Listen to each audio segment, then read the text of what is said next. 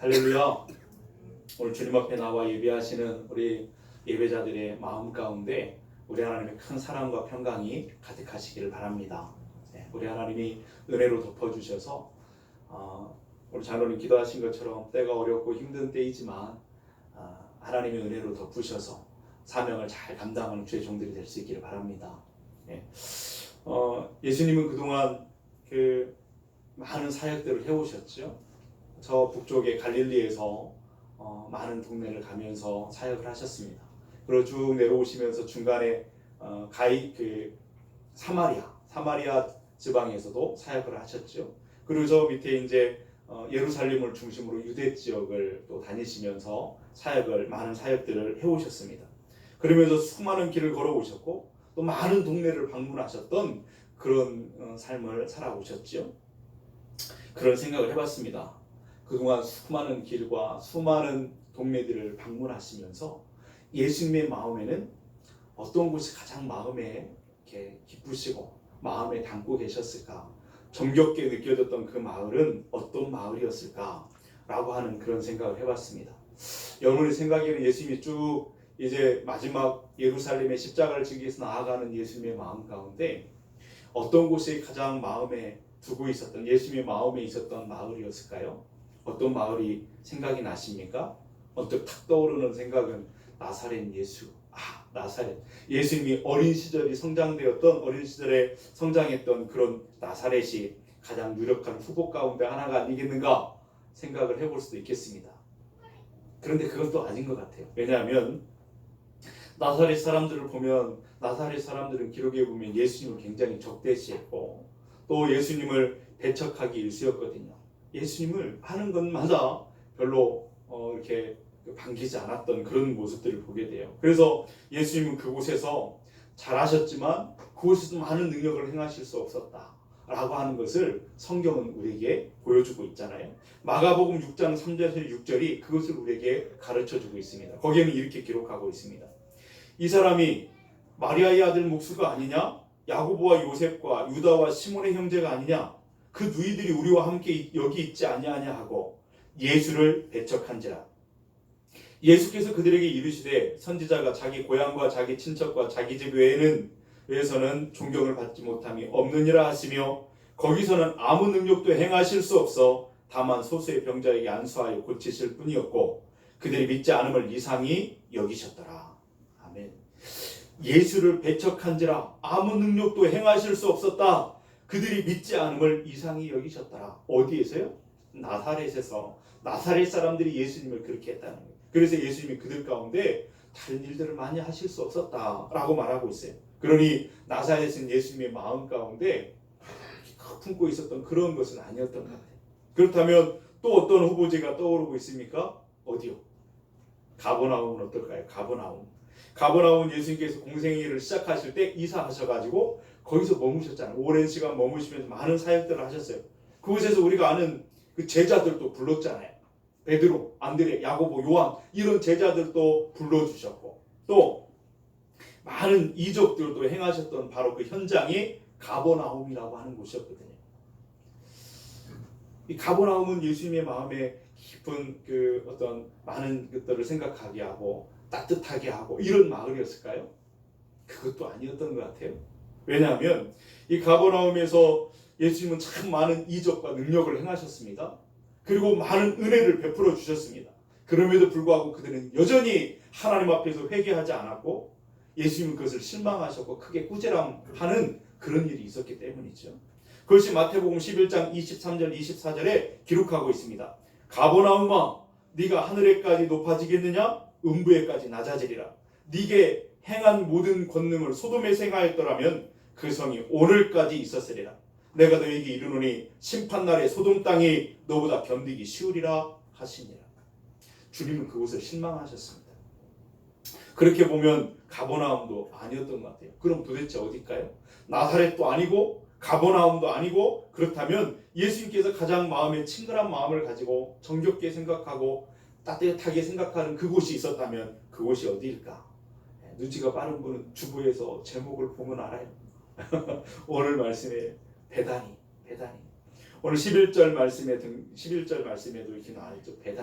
베다니로 가셨다라고 하는 것을 우리가 보게 됩니다. 이 베다니는 무화과의 집이라고 하는 이름의 뜻을 갖고 있습니다. 예루살렘에서 동쪽에 있죠. 동쪽에 위치해 있는데 그곳에 이제 감람산이 있고 그 감람산에 붙어 있는 곳이 이제 벳바게도 있고 베다니도 있고 그렇습니다. 이 베다니에서 예루살렘까지는 한 2km 정도 된다고 하죠. 그래서 그것을 이제 근거로 하는 것이 이제 요한복음 11장 18절에 보면 그것을 뒷받침하는 구절이 있습니다. 뭐라고 나오냐면 베다니는 예루살렘에서 가깝기가 한 오리쯤 된다. 그렇게 말하고 있어요. 심리가 4km니까 그죠? 오리는 2km쯤 되는 것이죠. 그러니까 베다니에서 예루살렘까지는 2km쯤 되는 가까운 그런 거리였다라고 하는 걸 보게 됩니다. 그런데 예루살렘 모든 사람들의 삶의 중심을 이루는 그 도시가 아니라 그 변두리에 가난하고 작고 이런 작은 마을이 바로 베단이었다라고 하는 것을 보게 되죠. 그 중심에 들어가지 못한 사람들, 그 작고 연약한 그런 마을과 사람들의 모습을 거기서 보게 됩니다. 그렇다면 그렇게 별로 볼품이 없고 작은 동네 베다니가 예수님의 마음을 끌 수 있었던 이유는 뭐였을까? 다른 후보지들도 많이 있었는데 그걸 다 제치고 베다니가 예수님의 마음을 끌고 매력적인 그런 마을이 됐었던 이유는 뭐였을까? 여러 가지 이유 대답들이 있을 수 있겠습니다만 그 가운데 하나는 뭐냐면 베다니에는 예수님을 사랑하는 사람들이 있었습니다. 그리고 예수님의 사랑을 받는 사람들이 그 베다니에 있었다라고 하는 것을 보게 됐죠. 그 대표적인 사람들이 나사로, 또 마르다, 마리아 그 세 남매가 있었던 그런 곳이죠. 이들 남매가 평소에도 예수님을 사랑했습니다. 그래서 예수님을 정말 사랑해서 대접하기를 좋아했던 그런 가정 사람들 아니겠습니까? 그래서 누가복음 10장 38절에 보면 기록합니다. 그들이 길 갈 때에 예수께서 한 마을에 들어가심에 그 한 마을이 어디냐면 베다니입니다. 베다니. 그 마을에 들어가셨는데 마르다라 이름하는 한 여자가 자기 집으로 영접하더라 이렇게 말했어요. 예수님께서 그 마을로 지나가실 때는 예수님의 소매자락을 끌어당기면서 예수님 그냥 가시지 마시고 우리 집에 가시자고, 우리 집에 가셔서 음식도 잡수시고 쉬시다 가시라고 그렇게 하셨다고 하는 거예요. 꼭 대접을 해드리고 싶었던 그런 사람들. 그게 바로 나사로와 마르다와 마리아가 있었던 그 가정, 삼남매가 살고 있었던 가정이었다 하는 것이죠. 이들이 예수님을 사랑했습니다. 사랑하니까 대접하고 싶은 거예요. 꼭 만나고 영접하고 싶은 거죠. 그런 모습을 보게 됩니다. 그런가 하면 또 예수님께서도 그들을 얼마나 사랑하셨는지 그런 내용들이 기록되어 있는 그 증거가 한 번은 나사로가 병이 걸렸었잖아요. 병이 걸렸을 때 예수님은 거기에 가까이 계시지 않았어요. 멀리 떨어져 있었습니다. 그래서 그 동생들이 예수님을 급하게 찾았어요. 그래서 사람을 보냈잖아요. 오라비가 지금 아프다고 그 소식을 알려주려고 사람을 보냈어요. 그때 그 예수님을 만나서 그 소식을 전해줄 때 거기에서 나타나고 있어요. 요한복음 11장 3절에 보면 이렇게 말합니다. 이에 그 누이들이 예수께 사람을 보내어 이르되 주여 보시옵소서. 그리고 그 다음 표현을 한번 보십시오. 사랑하는 자가 병들었나이다. 무슨 말이겠습니까? 예수님 우리 오빠 나사로가 지금 병들었어요. 죽게 되었어요. 라고 말하는 것이 아니라 당신이 사랑하시는 이가 지금 병들었습니다. 이렇게 말하고 있습니다.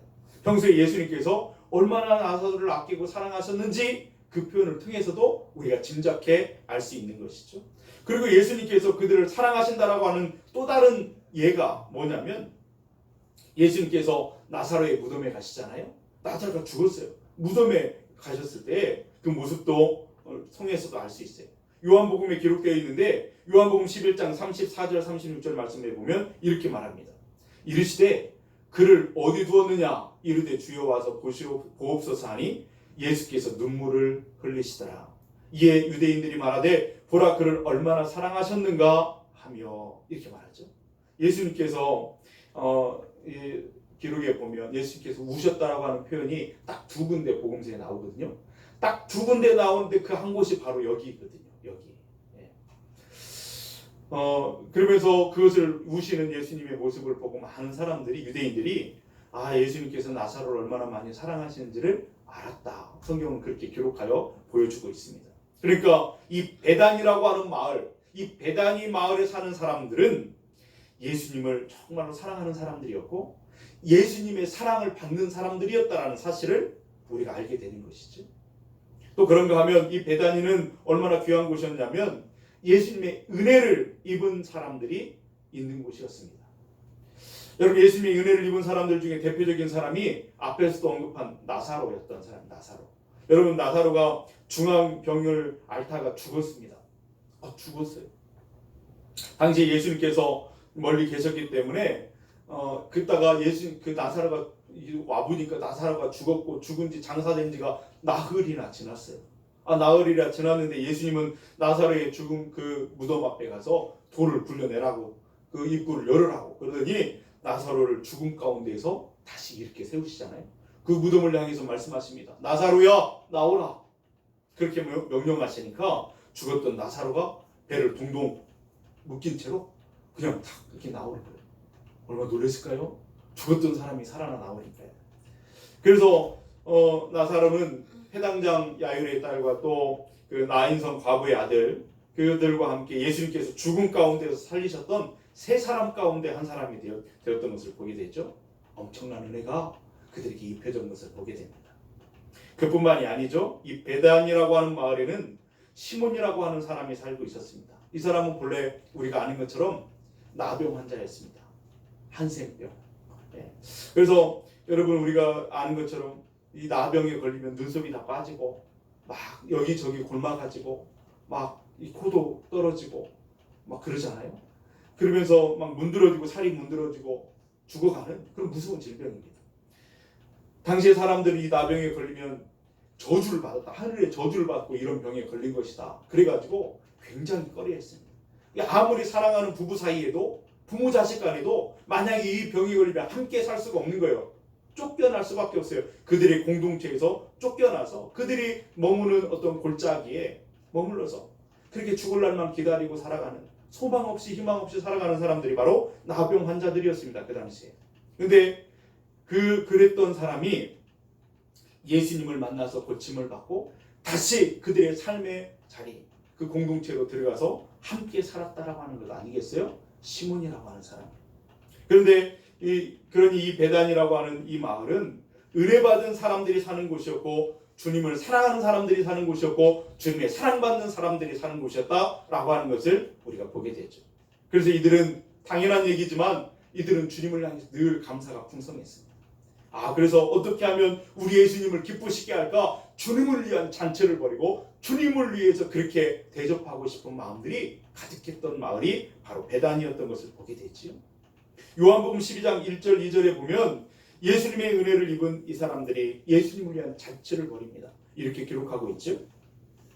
6월절 엿새 전에 예수께서 베다니아에 이르시니 이곳은 예수께서 죽은 자 가운데서 살리신 나사로가 있는 곳이라. 거기서 예수를 위하여 잔치할세 마르다는 일을 하고 나사로는 예수와 함께 앉은 자 중에 있더라. 아멘. 잔치를 벌이고 있습니다. 기쁨의 잔치죠. 감격의 잔치, 사랑의 잔치가 벌어집니다. 그래서 주님이 거기에 초대받고 거기에 앉으셨어요. 제자들도 앉으셨고 동네 사람들도 앉아서 함께 음식을 나누며 기뻐하며 깔깔대며 웃으며 서로를 격려하는 그런 잔치가 벌어집니다. 얼마나 기쁘고 즐거운 잔치인가 우리가 상상해 볼 수가 있겠지요. 그런데 잔치가 열린 장소가 어딘가 봤더니 이 같은 사건을 기록하고 있는 마태복음 26장 6절에 보니까 이렇게 기록합니다. 예수께서 베다니 나병 환자 시몬의 집에 계실 때에 나병에 걸렸다가 고침받았던 시몬의 집에서 그 잔치가 벌어지고 있음을 가르쳐주고 있죠. 시몬의 집에서 이런 잔치가 벌어졌다는 것을 보면은 상상해 보는 거예요. 한번 성경이 기록되지 않았지만 그 구절과 구절 사이의 그 사이의 것들을 상상으로 한번 채워보는 것이죠. 어느 날 저녁에 예수님의 은혜를 입었던 나사로 가정과 식구들과 그 시몬 식구들이 함께 모여서 식사를 나누는 자리에 나사로가 입을 여서로 말합니다. 시몬, 우리가 얼마나 하나님의 은혜를 많이 입었는가. 정말 예수님 언젠가 이곳을 지나게 하게 되면 우리가 예수님을 초청해가지고 큰 잔치를 한번 벌이고 싶네. 근데 우리 집에서 한번 할 테니까 자네 그때도 가족들 다 데리고 오게 같이 한번 기쁨의 잔치를 한번 열어보세요. 그러니까 시몬이 그 무슨 소린가. 늘 예수님은 자네 집에 가셔서 유하시고 그러지 않았는가? 이번에는 내가 할 것이에요. 내가 우리 집에서 큰 독큰 잔치를 벌일 테니까 자네가 오게. 그러면서 그러다가 옥신각신하다가 시몬의 집에서 지금 잔치가 벌어지고 있었다고 생각을 해봤습니다. 예수님을 영접하고 싶어서, 대접하고 싶어서, 은혜를 입은 사람들이 서로 예수님을 기쁘시게 하고 싶어서 그렇게 하는 그런 잔치 가운데 시몬의 집에서 잔치가 벌어지는 것이죠. 아름다운 일 아니겠어요? 좋은 일이죠. 기쁜 일이죠. 그래서 잔치가 열린 그 자리에 무슨 일이 벌어졌냐면, 이제 그 잔치가 벌어지고 어떤 일이 벌어졌냐면 성경 전체를 통해서 가장 아름답게 기억될 만한 사건이 거기서 있게 됐죠. 무슨 사건이 일어났죠? 마리아가 나사로의 동생 마리아가 옥합을 깨뜨려서 그 향유를 예수님께 부어드리는 사건이 그 잔치에서 있었던 것을 보게 됩니다. 자기의 하나밖에 없는 오빠를, 오라비를 그 죽음의 자리에서 살려주신 예수님, 그 은혜를 생각하면 어떤 것도 아깝지 않은 거예요. 사람들이 그렇게 귀하게 여기고 소중하게 여기는 향유, 그거 아깝지 않은 거예요. 그래서 무엇이라도 드리고 싶은 그런 마음이 간절해서 예수님께 부어드리는 마리아의 향유를 깨뜨려 드리는 그 사건이 거기에 있었죠. 그 얘기가 이제 요한복음 12장 3절에 이렇게 기록하고 있습니다. 마리아는 지극히 비싼 향유 곧 순전한 나드 한 그릇을 가져다가 예수의 발에 붓고 자기 머리털로 그의 발을 닦으니 향유 냄새가 집에 가득하더라. 향유 냄새가, 그 향기가 집에 가득했다라고 기록을 하고 있잖아요. 이 향유 냄새는 주님을 향한 사랑의 냄새였어요. 감사의 냄새죠. 주님을 향한 그 은혜를 입은 사람의 감격의 냄새가 거기 온 집안에 가득했고, 그 향기가 온 마을 그 마을 골목골목으로 쫙 퍼져가는 그런 상상을 우리가 충분히 하게 됩니다. 여러분, 베다니는 바로 그런 곳이었습니다. 예수님을 모시고 싶어했고, 예수님의 사랑을 받았고, 예수님을 사랑하고 감사하고 잔치를 여는 그런 마을이었죠. 그래서 예수님은 거기에 기꺼이 함께하기를 원하셨고, 함께 식사를 나누시고 기쁨을 얻으시고 힘을 얻으시는 장소가 베다니였다라고 하는 것입니다. 상상해 봅니다. 얼마나 예수님께서 그 베다니를 방문하실 때마다, 그리고 마지막 십자가의 사명, 온 인류를 구원하시기 위해서 십자가를 지시게 나아가는 그 길에 이 베다니에 가실 때 예수님의 마음은 얼마나 그 베다니의 사람들을 통해서 그들의 섬김을 받으시면서 흐뭇하고 기쁘셨을까, 위로를 얻으셨을까, 이런 생각을 하게 됩니다. 그 얘기가 이제 요한복음 12장 1절 이하에 쭉 나오고 있는데, 그 잔치가 다 끝난 다음에 어떤 일이 벌어지게 되냐면, 우리가 11장에서 우리가 쭉 읽었던 본문처럼 이제 예수님은 나귀 새끼를 타고 이제 예루살렘을 입성하는 일이 그 다음에 이제 이루어지고 있는 그런 사건이거든요. 요한복음 12장 12절 13절 말씀에 보면 이렇게 간단하게 기록하고 있어요. 우리가 읽었던 이 본문을 이렇게 간단하게 기록하죠. 그 이튿날에는 명절에 온 큰 무리가 예수께서 예루살렘으로 오신다는 것을 듣고 종려나무 가지를 가지고 맞으러 나가 외치되 호산나 찬송하리로다 주의 이름으로 오시는 이 곧 이스라엘의 왕이시여 하더라. 아멘. 여러분, 그 순서를 보면 예수님께서 갈릴리에 내려오셔가지고 여리고를 지나서 이제 예루살렘에 도착하시고 곧바로 예루살렘 성을 입성하신 것이 아니었다라는 사실을 알게 됐죠. 어떤 순서를 거쳤죠? 예수님은 예루살렘에 입성 이전에 먼저 어디를 가셨냐면 베다니를 들리셨다라는 거예요. 그리고 베다니 사람들을 만나시고 그들과 마음을 나누시고 기쁨을 얻으셨어요. 그들을 통해서 위로를 얻으셨어요. 그들을 통해서 힘을 내게 되셨어요. 그리고는 죽음이 기다리고 있는 그 십자가의 사명이 있는 예루살렘을 향해서 나아가시는 예수님의 모습을 우리가 만나게 되는 거죠. 저는 이 장면을 이렇게 가만히 보면서 그런 장면이 떠올라요. 마치 어떤 큰 일을 이루기 위해서 집을 떠나는 한 사람을 온 가족들이 그 전날 마지막 다 모여가지고 함께 식사를 나누고 눈물을 흘리며 이게 서로 격려하며 반드시 잘하고 돌아오라고 그렇게 격려하며 작별 인사를 나누는 그런 장면 같다라는 생각을 하게 됩니다. 예수님은 지금 인류를 구원하시기 위해서 메시아로서의 사명을 감당하기 위해서 십자가를 향해 나아가시고는 길에 있습니다. 예수님을 그래서 가장 사랑하는 베다니 사람들이 예수님을 초청하여 그 음식을 나누고 또 향유를 그 앞에 부어드리고 그러면서 마치 예수님을 전송하는 듯한 그런 장면을 여기서 우리가 연상하게 된다 하는 것이죠. 그리고 우리 예수님 어린 나귀를 타시고 이제 예루살렘에 들어가십니다. 그리고 그 다음은 어떻게 되었을까요? 베다니를 떠나서 예루살렘에 이제 입성하게 되었으니까 이제 십자가를 지시기까지 일주일 정도 되는데 그 시간 동안 예루살렘에 머물러 계셨더라. 성경은 그렇게 기록하고 있는가? 그렇지 않죠? 어떻게 하셨죠? 예수님이 예루살렘에 입성하긴 하셨는데 예수님의 마음은 어디에 있었냐면 늘 베다니에 있었습니다. 베다니 마을을 마음에 두고 계셨어요. 그것을 보여주는 본문이 이제 우리가 읽었던 11절 말씀인데, 우리 11절 말씀 다시 한번 읽겠습니다. 예수께서 예루살렘에 이르러 성전에 들어가사 모든 것을 둘러보시고 때가 이미 저물매 12제자를 데리시고 베다니에 나가시니라. 아멘. 예수님께서 저녁이 되었을 때 예루살렘을 다시 떠나셔요. 그리고 어디로 가시냐면 다시 베다니로 가십니다. 예루살렘에 입성하셨던 예수님께서 밤이 되니까 다시 베다니로 가시는 모습을 보게 되죠. 예수님께서는 밤을 지새울 곳으로 예루살렘을 선택하지 않고 베다니를 선택하셨다라고 하는 사실을 여기서 보게 됩니다. 그것에 관해서 마태복음 21장 17절은 이렇게 기록하고 있습니다. 그들을 떠나 성 밖으로 베다니에 가서 거기서 유하시니라. 여기서 유하시다라고 하는 이 단어, 이 헬라어 동사는요, 아울리조마이라고 하는 이 단어는 묵다, 밤을 보내다 이런 뜻을 갖고 있는데, 그냥 지나가다가 잠깐 방문했던 이런 것을 말하는 것이 아니라 마치 거기가 내 집인 것처럼, 내 가정인 것처럼 머무는 것을 말하는 겁니다. 유하시니라.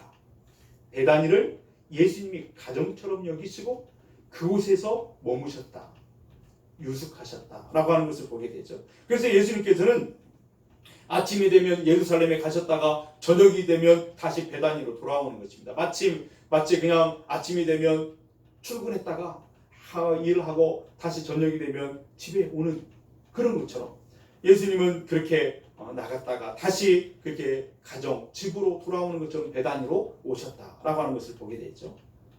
그렇게 예수님은 마지막 한 주 동안을 그렇게 하셨습니다. 그렇게 베다니는 예수님에게 정말 따뜻한 곳이었고 소중한 가정 같은 곳이었다는 사실을 우리가 말씀을 통해서 보게 되죠.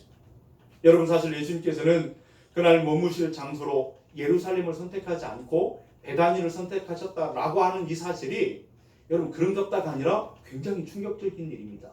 왜냐하면 여러분 생각해 보십시오. 예루살렘과 베다니라고 하는 그것을 비교해 본다면 이게 비교가 되겠습니까? 비교 불가능한 모든 면에서 예루살렘은 압도적인 우위에 있었습니다. 여러분 아시는 것처럼 예루살렘은 다윗이 여부스 사람들 족속을 물리치고 그 땅을 점령한 다음에 1000년 동안 이스라엘의 수도로 예루살렘을 그렇게 했잖아요. 예루살렘이 이스라엘의 수도였습니다. 왕궁이 있었고 성전이 있었고 왕의 도성이라고 신앙의 중심지라고 여겼던 곳이 예루살렘이었습니다. 게다가 예루살렘은 예수님 당시에 신분이 높고 또 힘께 하나 쓰는 사람들, 유명한 인사들이 다 모여 사는 곳이 바로 예루살렘이었습니다. 성전을 중심으로 제사장들이 활동하고 있었고 날마다 제사를 드리는 일이 있었습니다. 백성들의 장로들이 살고 있었고 유명한 납배들도 있었습니다. 화려한 건물들도 있었고 하루 유숙할 수 있는 그런 집은 얼마든지 많이 있었을 거예요.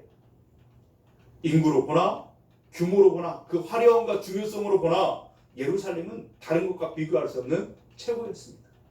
그런데 그런 조건, 그 화려한 조건도 예수님의 마음을 뺏지 못했어요. 예수님의 마음은 그 변두리에 있는 작은 마을, 가난한 마을, 베다니에 마음을 두고 계시다는 것이죠. 한 가지를 질문하게 됩니다. 왜 그러셨을까?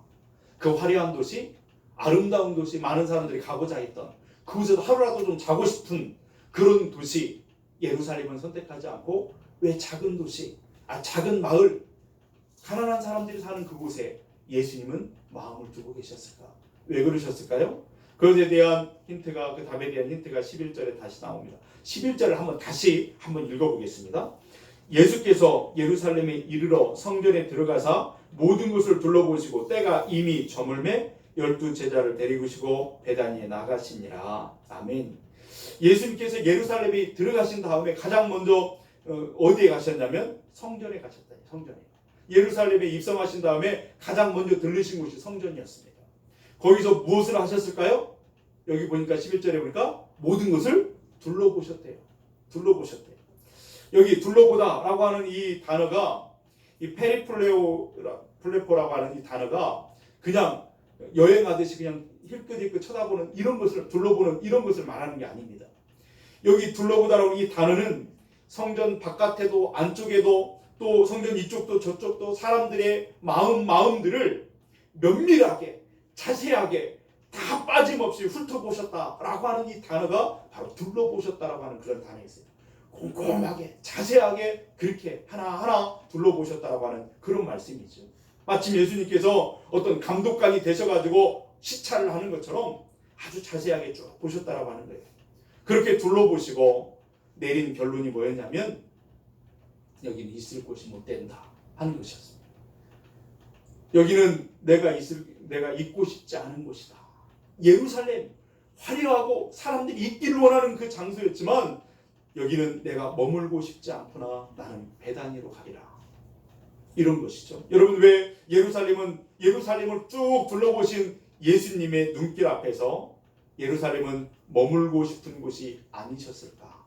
왜 그러셨을까? 다른 이유가 아니죠. 냄새가 나고 있었기 때문입니다. 악취가 그 예루살렘과 그 성전 안에 악취가 가득했기 때문에 그러셨다는 거예요. 베다니 마을은 향기가 진동하는 곳이었습니다. 아름다운 향기가 그 가정으로부터 곳곳에 흘러 하나님을 사랑하고 하나님의 사랑을 입고 하나님의 은혜를 입은 사람들의 향기로운 감사와 사랑과 섬김과 이런 것들이 가득한 향기가 나는 곳이었는데 예루살렘 그곳은 악취가 풍겨나는 곳이었습니다. 어떤 악취였냐면 교만으로 가득한 악취가 그곳에서 풍겨나고 있었습니다.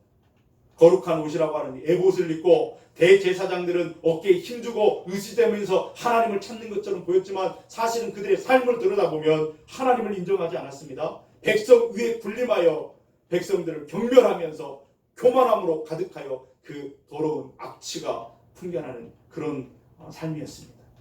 그리고 그들에게는 탐욕으로 가득하여 악취가 풍겨나고 있었습니다. 예수님이 말씀하셨잖아요. 내 집은 기도하는 집이라고 말했는데 너희들이 강도의 소굴로 만들어버렸다.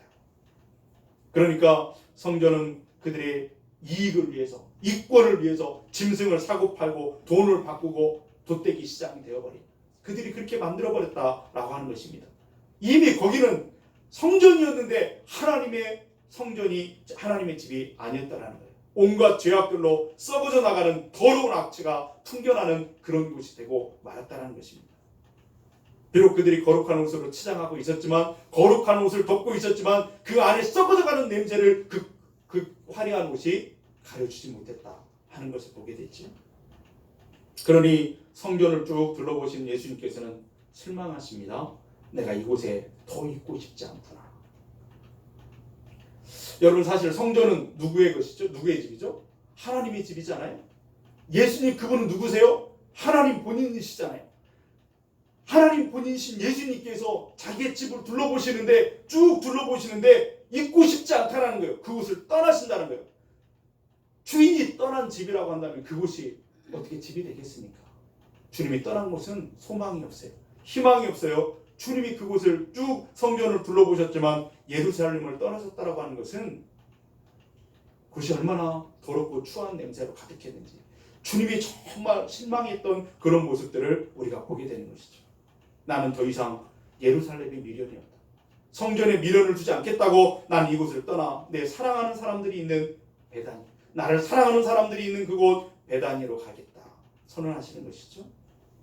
저는 오늘 우리 모두가 두려운 마음으로 둘러보시는 예수님의 시선 앞에서 정말로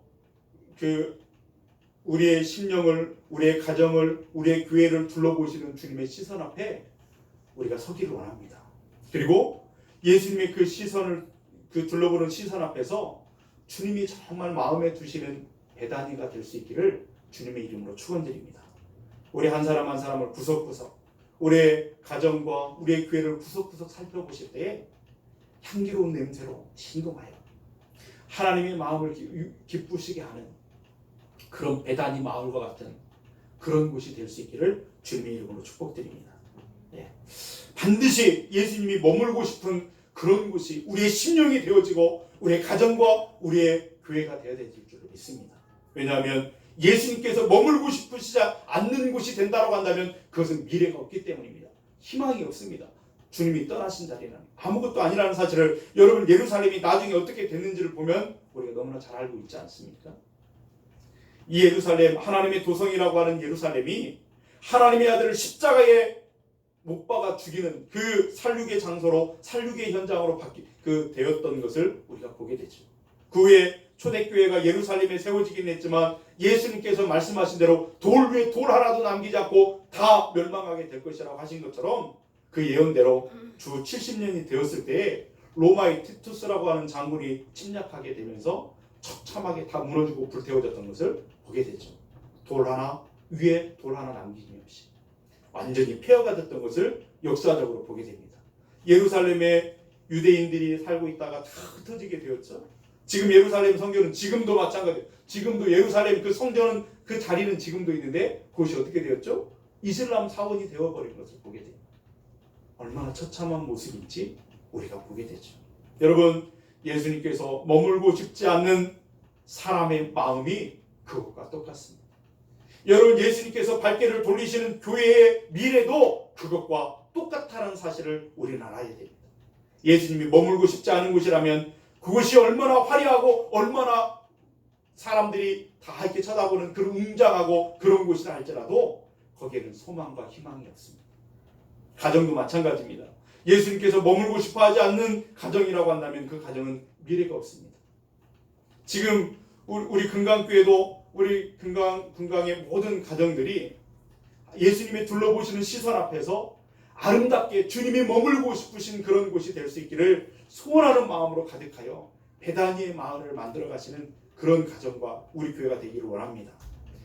베다니의 나사로의 집처럼, 베다니의 시몬의 집처럼 예수님을 위한 잔치가 열려지게 되고 예수님을 초청하여 삶의 중심에 그분을 모시고 그분을 기쁘시게 하고 그분의 사랑을 입고 그분의 은혜를 입고 행복한 주님과의 동행을 이루어가는 그런 베다니 마을처럼 우리가 그런 마을을 사모하고 그런 마을을 만들어가는 그런 사람들이 될 수 있기를 주님의 이름으로 축원드립니다.